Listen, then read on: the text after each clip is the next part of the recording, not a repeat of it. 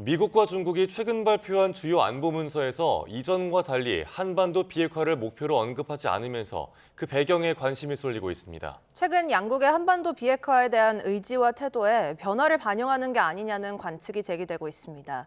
뉴욕을 연결해 자세한 소식 알아보겠습니다. 이승윤 특파원, 북핵과 관련해선 트럼프 2기 행정부와 바이든 행정부 간 차이보다는 트럼프 1기와 2기 간 차이가 더 두드러졌다고요? 네, 말씀하신 대로입니다. 미국 행정부는 주요 안보의 이 목표 그리고 우선순위를 설정하고 이를 달성할 전략의 큰 방향성을 제시하는 국가 안보 전략 NSS를 발표합니다. 트럼프 2기 행정부가 공개한 NSS는 이 전임 조 바이든 트럼프 1기 때 발표한 그 NSS와 달리 한반도 비핵화를 전혀 언급하지 않았습니다. 이 바이든 행정부 때 NSS는 2022년에 발표됐는데 한반도의 완전한 비핵화로 가는 가시적인 진전을 만들기 위해 북한과 지속적인 외교를 추구한다고 언급했습니다. 동시에 이 북한의 대량 살상 무기 WMD와 미사일 위협에 맞서 확장 억제도 강화할 것이라고 명시했습니다. 특히 트럼프 1기 행정부 때는 북한을 16번이나 언급했는데 이번엔 단 한 차례도 언급하지 않아 그 배경에 관심이 쏠리고 있습니다. 트럼프 1기 행정부가 2017년에 내놓은 NSS는 압도적인 힘으로 북한의 침략에 대응할 준비가 돼 있으며 한반도 비핵화 강제 수단을 향상할 것이라고 밝혀 북한 비핵화를 과제로 설정했습니다. 미국 입장에서 북한은 중국, 러시아, 이란과 함께 주요 안보 위협으로 늘 거론돼 왔다는 점에서 트럼프 2기 때 북한에 대한 언급이 NSS에서 아예 사라진 것 자체가 이례적이라는 평가가 나옵니다.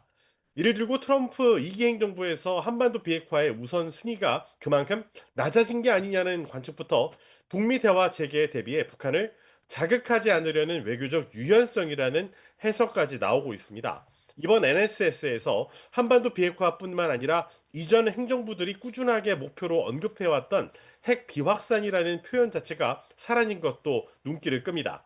다만 트럼프 2기 행정부는 그동안 북한의 완전한 비핵화가 미국의 대북 정책 목표란 입장만은 확인해 왔습니다. 실제로 지난달 13일 발표했던 한미 정상회담 공동 팩트시트에도 북한의 완전한 비핵화를 명시했습니다. 다만 트럼프 대통령은 북미 대화를 염두에 두고 북한을 핵 보유국으로 인정한다는 얘기를 여러 차례 해왔던 만큼 이번 NSS에서 포착된 기류 변화가 심상치 않다는 지적이 나왔습니다. 트럼프 대통령의 관련 발언 직접 들어보시죠.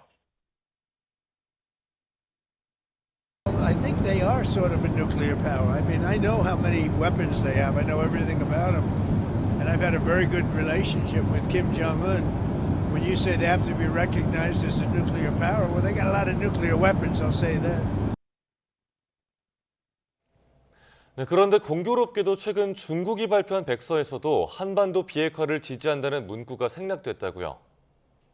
네, 그렇습니다. 중국이 지난달 27일 발표한 신시대 중국의 군비 통제, 군축, 비확산이란 제목의 백서에서 그런 표현이 나왔는데요. 한반도 비핵화를 지지한다는 문구가 아예 생략됐다고 사우스 차이나 모닝포스트가 보도한 겁니다.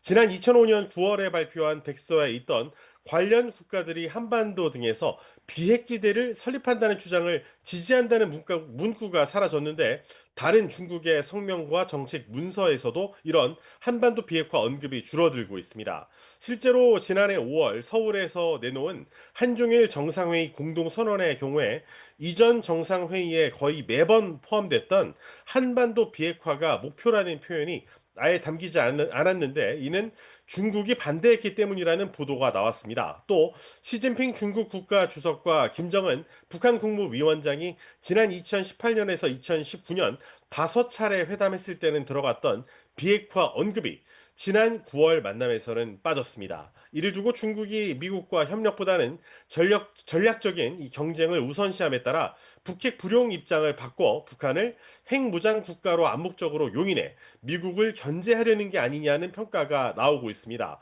이에 따라 대북 제재라는 구조적인 제약은 여전하지만 한국 정부로서는 남북 대화 혹은 남북 협력 추진이나 북미 간 대화 중재를 추진하는 데 있어서 지금보다는 외교적인 운신의 폭이 넓어질 전망입니다. 지금까지 뉴욕에서 YTN 이승윤입니다.